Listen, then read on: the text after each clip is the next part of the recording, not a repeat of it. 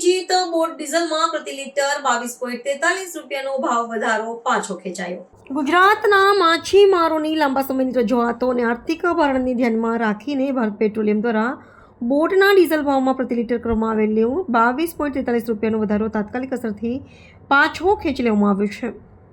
આ મહત્વપૂર્ણ નિર્ણયને પગલે માછીમારી ઉદ્યોગ પર તોળાઈ રહેલું આર્થિક સંકટ દૂર થયું છે અને સાગર ખેડૂતોને પૂર્વવત ભાવે ઈંધણ ઉપલબ્ધ થશે. રાજ્યના બંદરો પર કાર્યરત હજારો બોટ ચાલકો માટે આ જાહેરાત આજીવિકાના રક્ષણ સમાન સાબિત થઈ શકે છે. આવા વધારાના અમલીકરણથી માછીમારીના વ્યવસાયમાં કાર્યરત સહકારી મંડળીઓ અને વ્યક્તિગત બોટ માલિકો પર દૈનિક લાખો રૂપિયાનું વધારાનું દેવું વધી રહ્યું હતું. અગાઉ તેલ વિતરણ કંપનીઓએ જથ્થાબંધ ખરીદીના નિયમો હેઠળ આ ભાવ વધારો ઝીક્યો હતો, જેની સામે માછીમાર સંગઠનોએ પ્રબળ વિરોધ નોંધાવ્યો હતો.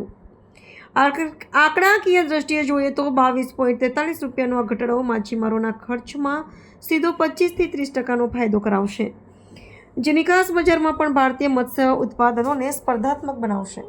जीएफसीसीए मछुआरों के संघ और भारत पेट्रोलियम में टेंडर प्रक्रिया हुई थी. भारत पेट्रोलियम ने 22.43 पैसे डीजल में बढ़ाया था. वैश्विक स्थिति जो बनी है, मेरे पास अनेकविध रजूआत हुई.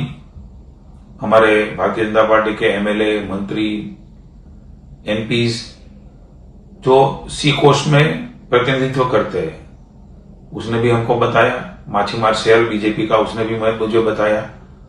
मैंने हरदीप पुरी जी को लेटर भी लिखा, माननीय मुख्यमंत्री को भी बोला, भूपेंद्र भाई पटेल साहब ने माननीय वड़ा प्रधान